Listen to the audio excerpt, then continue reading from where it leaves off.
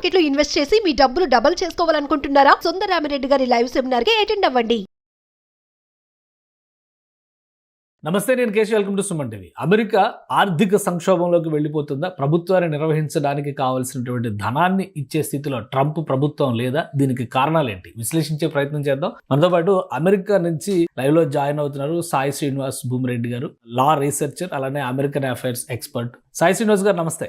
నమస్తే సార్. ఏంటి అమెరికా ప్రభుత్వం నడిపించడానికి ప్రభుత్వానికి కావలసిన నిధులు ఇచ్చుకునే స్థితిలో ప్రభుత్వం లేకపోవడం, ఇది చాలా ఆసక్తికరంగా ఉంది. ఒకవైపు ఉద్యోగాల కోత ఇవన్నీ ఒకలా ఉంటే మినిమం ఎక్స్పెండిచర్ కూడా ఇప్పుడు పార్లమెంట్ ఆమోదంతో, అంటే అక్కడ సెనేట్ కాంగ్రెస్ ఈ రెండు ఉన్నాయి కదా, వీటి ఆమోదంతో ఖర్చు చేయలేని స్థితిలోకి ట్రంప్ ప్రభుత్వం వెళ్ళిపోయింది అనేది వస్తుంది. ఎంతవరకు నిజం ఇది? మామూలుగా అంటే దీన్ని షెడ్ ఉంది, మనం ఏదో పెద్దగా చూడాల్సిన అవసరం అయితే లేదు సార్. ఇది part and parcel of the ఒక రాజ్యాంగ వ్యవస్థ నడిచేటప్పుడు ఒకరి అధికారాన్ని ఇంకొకరు ఓవర్ రీచ్ చేయాలన్న టైంలో తప్పకుండా ఈ రాజ్యాంగం అనే ఒక వ్యవస్థ ఆపుతాది మిమ్మల్ని అనేది చెప్పడానికి ఇది కొంచెం ఒక రకమైన ప్రూవింగ్ సార్. అంటే ఇలాంటివి ఈ రాజ్యాంగంలో జరుగుతాయని. కాంగ్రెస్ కి సార్, కాంగ్రెస్ అంటే ఏం లేదు, house of representatives and senate కి ఈ డబ్బులు ఎలా ఖర్చు పెట్టాలి అనే అధికారం ఈ కాంగ్రెస్ కి మాత్రమే ఉంటది. అంటే ఇంకా ఎవరికి గానీ ఏ వ్యవస్థ కానీ ఉండదు. సో దీనికి ఒకేలా ఆ ఖర్చు పెట్టాలి అనుకున్న టైంలో ప్రెసిడెంట్ ఏం చేస్తారంటే, అంటే ప్రెసిడెంట్ ట్రంప్ కానీ ఆ రోజున్న అధ్యక్షులు మాత్రం ఒక చిన్న బిల్ అనేది పెడతారు సార్. అంటే ఏంటంటే, నేను ఇంత ఖర్చు పెట్టాలనుకుంటున్నాను, దీంట్లో ఖర్చు పెట్టాలనుకుంటున్నాను, ఇవి ఖర్చు చేయాలని ఉన్నాను అనుకుంటారు. సో అది ఫిబ్రవరి నుండి, అంటే ఈ అక్టోబర్ 1 కన్నా ముందు ఒక 7-8 నెలల నుండి ప్రిపరేషన్ జరుగుతుంది. అంటే బడ్జెట్ అనేది ఎలా ప్రిపేర్ చేయాలి, ఎవరికి మనం కోతలు విధించవచ్చు, ఎలా ఈ బడ్జెట్ ఎలొకేట్ చేయాలి అనమాట. సో ఇది దీని తర్వాత కాంగ్రెస్ లో పెడతారు సార్. కాంగ్రెస్ ఏంటంటే, కాంగ్రెస్ లో ఆమోదించకపోయినా ఒక అనా పైసా కూడా ఖర్చు పెట్టడానికి ఇది ఉండదు సార్. దాని ద్వారానే ఈ రోజు మనకు షట్ డౌన్ అనేది వచ్చింది. ఓకే. సో అసలు ఈ బిల్లు పాస్ కాకపోవడానికి రీజన్ ఏంటి? ఎందుకంటే ఇప్పుడు ఎగువ సభ దిగువ సభ చూస్తే మీరు అన్నట్టుగా కాంగ్రెస్ లో క్లియర్ మెజారిటీ ఉంది కాబట్టి ట్రంప్ అధికారంలో ఉన్నారు అని స్పష్టంగా కనిపిస్తుంది.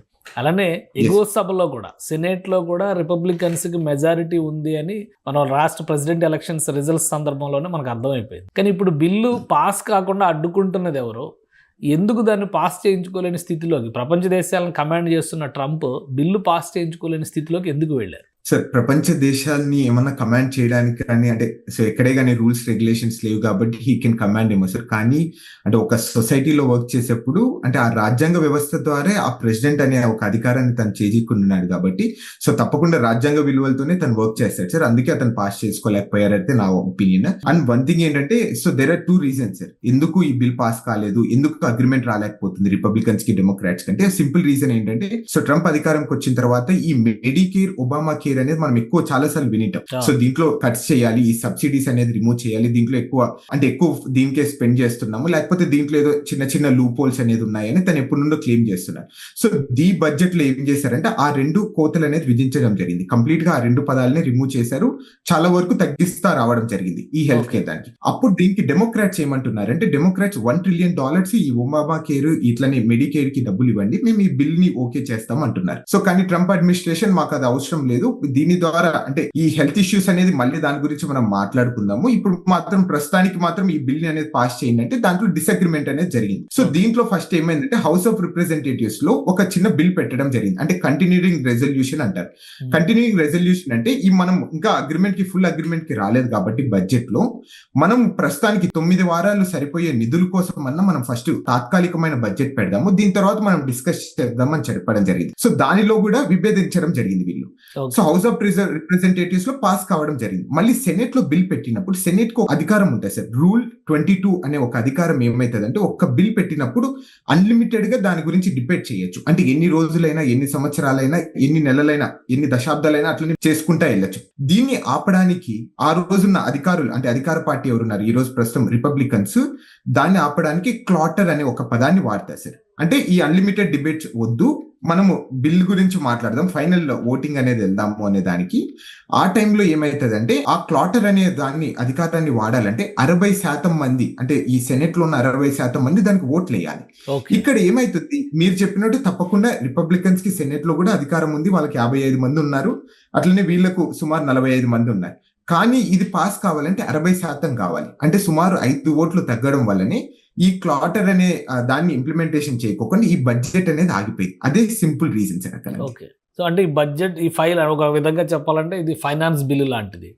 సో ఈ ఫైనాన్స్ బిల్లు మూవ్ అవ్వకపోతే ఎలాంటి పరిస్థితి ఇవన్నీ కూడా అమెరికన్ కాన్స్టిట్యూషన్ ఇచ్చినటువంటి ప్రివిలేజెస్, అందులో భాగంగా జరుగుతున్నటువంటి ప్రజాస్వామ్యపూరితమైనటువంటి చర్చగానే మనం చూడాలి.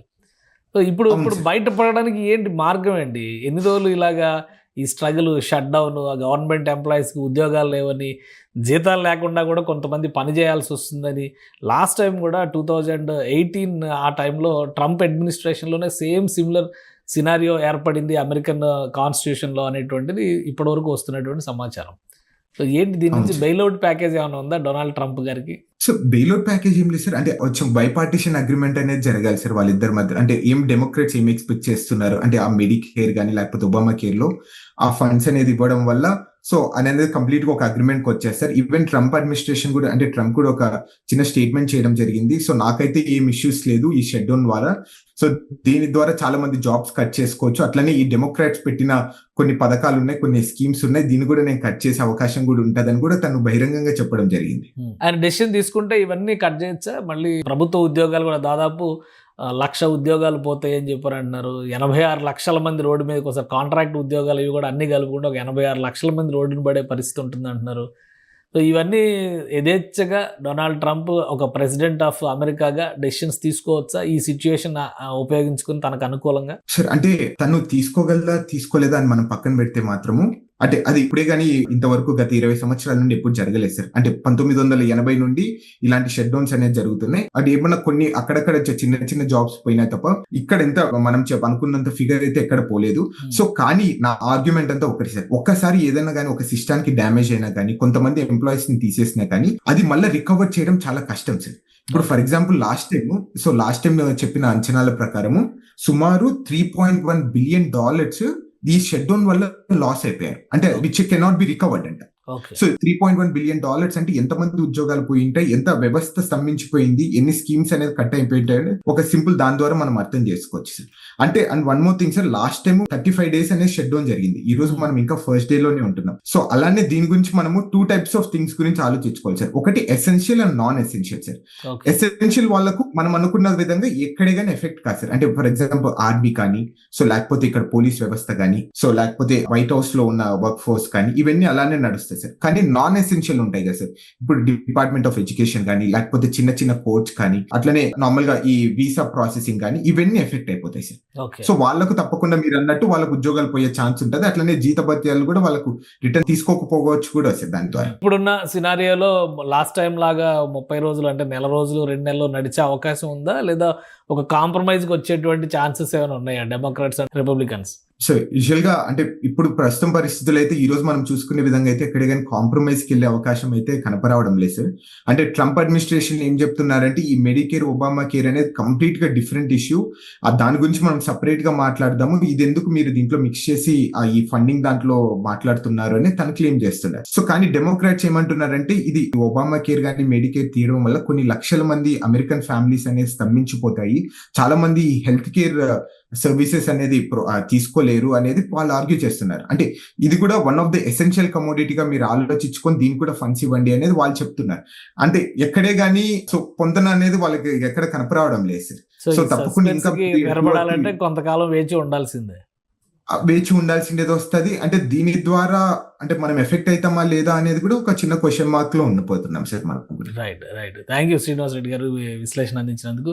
ఇది అమెరికాలో పరిస్థితి షట్ డౌన్ అనేటువంటి నినాదం మొదలైంది, ఆల్రెడీ ఒక రోజు గడిచిపోయినటువంటి స్థితి. ఇక డెమోక్రాట్స్కి రిపబ్లికన్స్కి మధ్య ఒక అండర్స్టాండింగ్ రాకపోతే ఈ ఫైనాన్స్ బిల్లు పాస్ అవడం అనేది అసాధ్యం. రాజ్యాంగం ఇచ్చినటువంటి వెసులుబాటును ఉపయోగించుకొని ప్రతిపక్షం ట్రంప్ను ఇరుకును పెట్టేటువంటి ప్రయత్నం చేస్తోంది. ఈ షట్ డౌన్ కంటిన్యూ అయితే అమెరికా పైన తీవ్ర భారం పడేటువంటి అవకాశం, ముఖ్యంగా సామాన్య అమెరికన్లు ఎవరైతే పదే డొనాల్డ్ ట్రంప్ అడ్మినిస్ట్రేషన్ చెప్తుందో ఆ సామాన్య అమెరికన్లే నలిగిపోయేటువంటి పరిస్థితి ఉంటుందని సాయి శ్రీనివాస్ రెడ్డి గారు విశ్లేషిస్తున్నారు. ఇది స్పెషల్ డిస్కషన్. Keep watching.